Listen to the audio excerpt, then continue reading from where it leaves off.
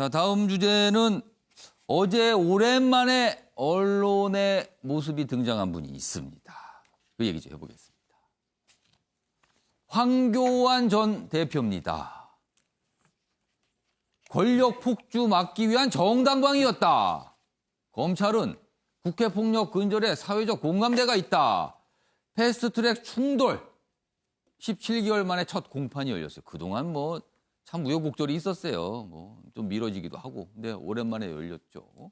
전현직 야당 의원 27명이 출석했습니다. 그리고 나경원 전 원내대표도 참석했죠.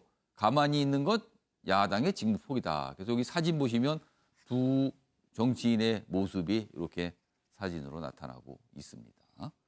자, 그럼요. 어제 황교안 전 대표의 이야기 확인해 보겠습니다. 오늘 재판 끝난 거 소감 한 말씀만. 대한민국이 무너져가는 모습을 볼 수 없다는 점도 말씀을 드렸고, 그래서 반드시 우리는 불법을 막아내고 대한민국의 법치를 세우겠다는 취지의 말씀도 드렸습니다. 저는 원내대표의 자리에 있었습니다. 2019년 4월에 있었던 모든 일은 저에게 책임이 있고 저희 동료 의원들에게 그 책임을 묻지 말아달라고 말씀드렸습니다. 정당한 국회 활동이고요. 저희의 이러한 정당한 저항에 대해서 사법부가 올바른 판단을 해주실 거라고 생각합니다. 자, 패스트트랙 충돌 상황에 대해서 어제 두 정치인이 뭐 설명을 한 거죠. 그거는 정당한 거였다. 이런 뭐 어떤 본인의 입장들 나타냈습니다. 그런데요, 또 한 가지 주목되는 장면이 어제 있었습니다. 다음 기사 보겠습니다. 여기 보시면 제목은 황교안 저는 죄인 정권의 폭주 맞지못했다. 어제 이제 첫 공판에 출석했는데 영상으로는 그 장면이 뭐 이렇게 언론에 등장하지 않았는데 왜냐하면 어제 재판정에서 법원 안에서 얘기를 했거든요. 그거는 영상이 안 되거든요. 대신에 이제 기록으로 이렇게 남겨져 있습니다. 어제 황교안 대표가 이제 재판에 참석했는데 재판장이 하실 말씀 있느냐? 그럼 하시라. 이렇게 얘기한 거예요. 그러면서 얘기를 한 대목들인데 요 밑줄로 가겠습니다. 여기 있습니다. 저의 부족함으로 인해 선거에서 패배했고 나라는 더욱 무너지고 약해졌다. 천추의 한이 될 것 같다. 이런 얘기를 법원에서 합니다. 지금요.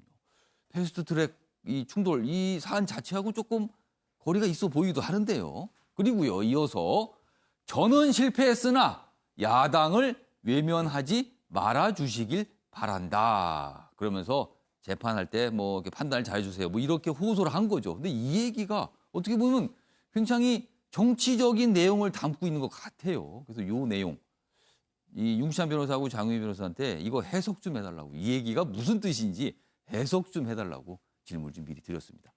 먼저 장유미 변호사부터 좀 보겠습니다. 해석 좀 해주세요. 무슨 뜻인지. 이 재판에 임하려면 본인이 법률 전문가로서 이제 공안검사 출신 아닙니까? 그렇다면 효율적인 재판 전략을 수립하고 임해야 될 텐데 어제 재판정에서 한 말은 내가 죄인이다. 그렇지만 당신들이 단죄할 수 있는 죄가 아니다라고 이야기를 했습니다. 이거는 여기서 다룰 수 있는 그게 아니다. 이런 건가요? 네, 그럼 그걸 누가 다룰 수 있다는 것인지 참 의문인데요. 이 지금 논리라고 이제 내세우는 부분이 정당방위입니다. 이 불법에 항거하는 정당한 것이었기 때문에 무죄가 당연히 선고돼야 된다라는 것인데 정당방위라는 건 현재 존재하는 침해 행위에 대해서 상당한 방법으로 방어 행위를 하는 겁니다. 그렇다면 침해 행위, 이 불법적인 어떤 패스트트랙을 자행했다는 것인데 어쨌든 국회의 절차에 따라서 입법이 이루어진 부분에 대해서 불법이라고 규정짓고 그 부분에 대해서 항거하는 것은 정당했다라고 하는 자신의 논리를 법정에서 펴는 것은 이 재판에 잘못 임하고 있는 걸로 보이고요. 또한 그렇다면 정치적으로는 성과를 거뒀을 것인가. 이 부분은 본인들이 의원들에게 지시하고 같이 함께 움직이면서 절대로 문제되지 않겠다고 공언했음에도 불구하고 지금 재판을 받는 상황을 자초한 것에 대한 반성의 어떤 일말의 언어는 포함되어 있지 않습니다. 이 부분에 대해서 그렇다면 이게 정당한 것이었으니까 문제가 전혀 없다? 이 부분은 정치적 확장성도 가지지 못하고 과거에 대해서 반성하는 의미도 담겨 있지 않을 뿐더러 앞으로 황교안 전 대표가 정치적인 재기를 모색하는지는 모르겠으나 아마 좀 어렵지 않나 이 부분에 대해서는 공감을 상당히 좀 하기 어려웠습니다. 그러니까 어제는 정치인의 언어였다 이거는. 이게 법정에서 통상 하는 이런 표현이 아니다. 자, 윤기찬 변호사는 이 의미가 뭔지 해석 좀 해주세요.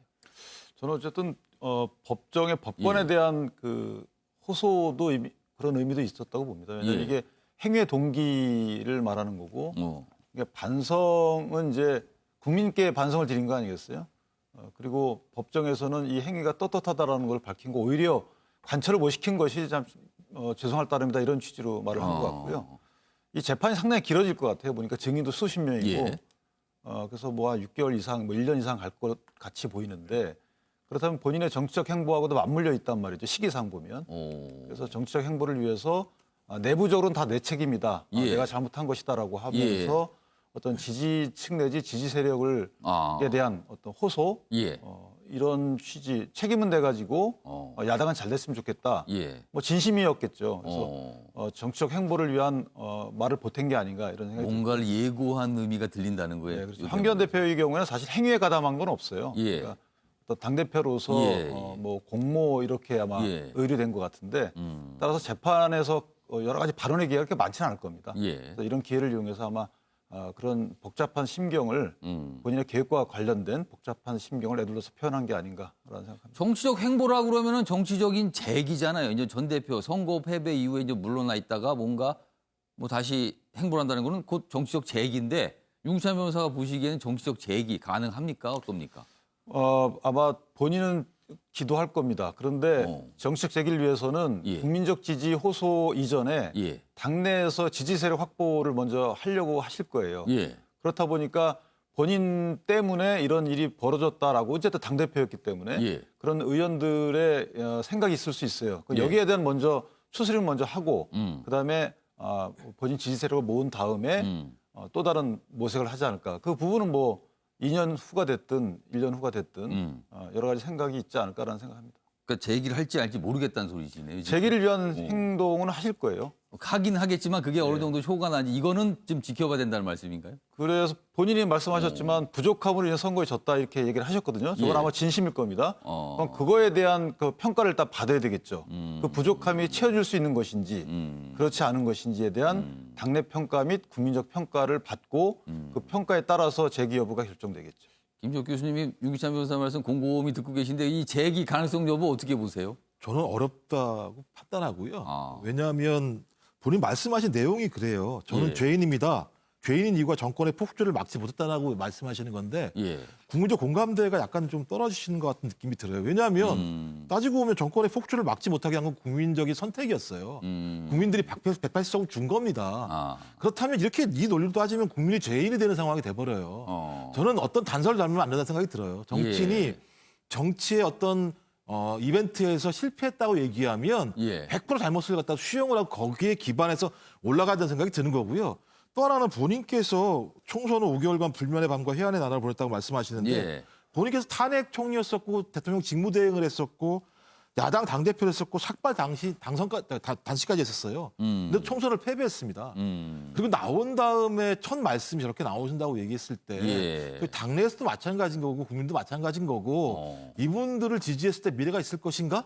라고 하는 판단에 대해서 예. 해답을 못 주신 것 같아요. 전 그런 측면에서는 미래가 별로 밝지 않을 거라는 생각이 드는 거고요. 또 말씀하신 여전히 탄핵의 강을 건너서 개혁 보수의 길을 가겠다라고 말씀하셨지만 실제로는 총선 승리를 위해서 통합밖에 하지 않으셨기 때문에 예. 그 측면에서도 국민과의 약속을 지키지 않으신 면이 분명히 있다는 생각이 들어서 예. 저는 새롭게 시작하는 비대위 체제에서 새로운 분들이 국민의힘의 미래를 열어나가는 것이 오히려 예. 개혁 보수의 길을 열 수 있는 더 빠르고 좋고 올바른 길이라고 생각을 합니다. 알겠습니다.